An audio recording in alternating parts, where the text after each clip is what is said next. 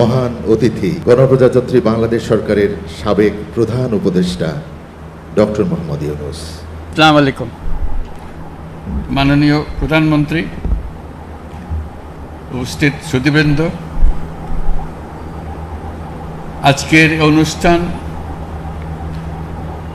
বিশেষ ঐতিহাসিক গুরুত্ব বহন করে। ওই গুরুত্বটা আমি শুধু স্মরণ করিয়ে দিতে চাই। পৃথিবীর নানা দেশে নানা জাদুঘর আছে, তারা অতীতের অনেক জিনিস সংগ্রহ করে, বিশেষ বিশেষ জিনিস রাখে জাতির সামনে তুলে ধরার জন্য। এই জাদুঘরটি ভিন্ন, এইটি বিষয় দৃষ্টি আকর্ষণ করছে। এটা অতীতের কিছু সংগ্রহ নাই এখানে, এখানে একেবারে টাটকা নতুন যা ঘটনা ঘটেছে তাৎক্ষণিকভাবে সেগুলো সংগ্রহ করা গেছে। এরকম জাদুঘর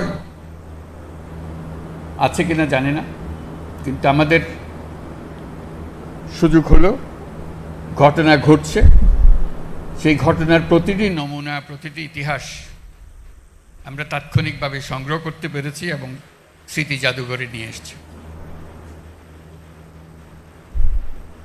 এটা আমাদের ইতিহাসের একটা নতুন পর্যায় সৃষ্টি করেছে। অতীত এবং ভবিষ্যৎ এই দুটোর মাঝামাঝিতে এই জাদুঘর। এই জাদুঘর তাৎক্ষণিকভাবে অতীতকে ধারণ করেছে, কিন্তু ভবিষ্যৎ রচনা করেছে। আমরা কারা, কি চাই, আমাদের মনে কি ছিল। এই বালক আনাস কি আবেগের কারণে, তার ভিতরে কি তাড়না ছিল, সেই চিঠি তাৎক্ষণিকভাবে লিখে গেছে। এটা কোনো পরিকল্পনা করে সে লেখে নাই। মা তাকে বাধা দিচ্ছিল, বাবা তাকে বাধা দিচ্ছিল মিছিলে না যাওয়ার জন্য। সে বসে থাকতে পারে নাই। কেন পারে নাই সেটাও লিখেছে। এটা ব্যাখ্যা দিয়ে এক পৃষ্ঠার একটা চিঠি, সুন্দর হাতের লেখা, রেখে চলে গেছে। আমাদের সমস্ত তরুণ যেন এই চিঠির লেখক হয়। আমরা গেলাম, আমরা নতুন বাংলাদেশ করতে চলে গেলাম। এই হলো এই জাদুঘরের বৈশিষ্ট্য। এখান থেকে নতুন যাত্রাপথ রচনা হবে। আমরা পথ হারিয়ে ফেললে এখানে এসে পথ খুঁজে নেব। আমরা যদি আমাদের চিন্তায় কোনো গাফিলতি আসে, আমরা এখানে তার ঠিকানা বার করব। আমরা নতুন সূত্রে আবার যাত্রাপথ শুরু করব। এটা এমন এক জাদুঘর যে বাংলাদেশের যত তরুণ তরুণী, যত নাগরিক আছেন,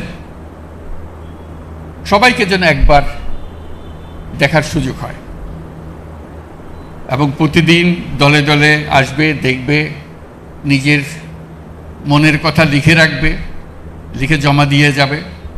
এখানে তার মনে কি আবেগ এসছে, তার ভবিষ্যৎ কি চিন্তা করে, সেটা লিপিবদ্ধ করে যাবে এবং এটা সারা চত্বরে গমগম করবে।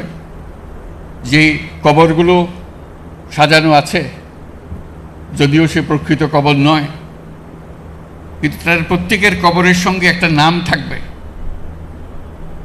সেই নামটা খুঁজে ইতিহাস বার করবে। এখানে ইতিহাসগুলো থাকবে, যে কেন, কিভাবে মারা গিয়েছিল, কোথায় মারা গিয়েছিল, তার ইতিহাসটা কি।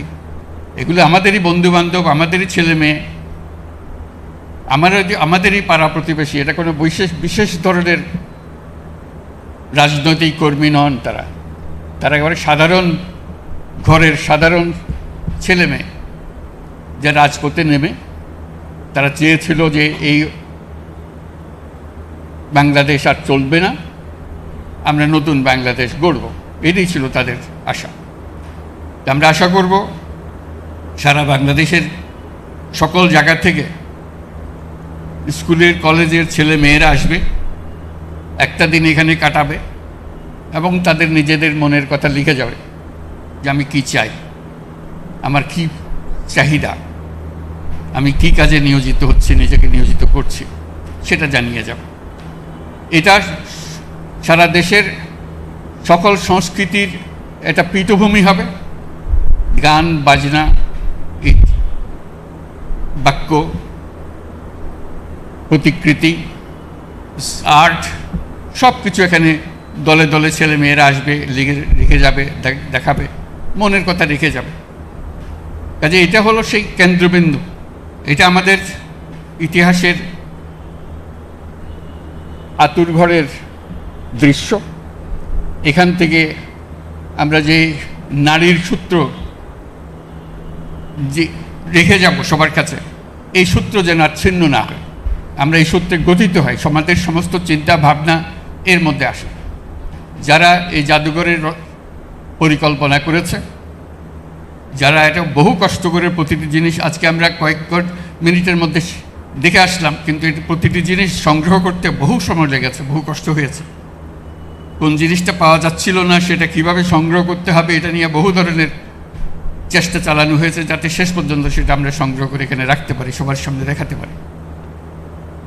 কাজে ওই নারীর সূত্রটা এখানে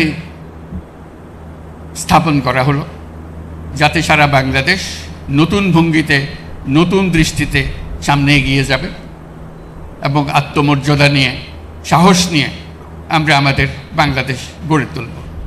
যারা এই জাদুঘরের পেছনে পরিশ্রম করেছে, এটাকে তৈরি করেছে, তাদের প্রতি আবারও ধন্যবাদ জানাচ্ছি। আমরা অবশেষে এই জাদুঘর উদ্বোধন হলো। আমরা আশা করব যে দেশের ছেলে মেয়ে, যে দেশের সকল নাগরিক একবার হলেও আসবে, সপরিবারে আসবে, নিজে আসবে, বন্ধুবান্ধব নিয়ে আসবে এবং কিছু সময় কাটানো এবং চিন্তা করার জন্য। শুধু দেখে গেলাম হইচই করে সেটা না, বসে একটু চিন্তা করা, কেন এটা হলো, কিভাবে হলো, এটা কি আরও হবে নাকি এখানেই সমাপ্তি করবো আমরা, এটা চিন্তা ভাবনাটা করে যাওয়া। তা আমরা আজকে অবশেষে উদ্বোধন করতে পারলাম, সেটার জন্য যারা আজকের উদ্বোধনের জন্য কাজ করেছে তাদেরকে ধন্যবাদ জানাচ্ছি। সবাইকে অশেষ ধন্যবাদ।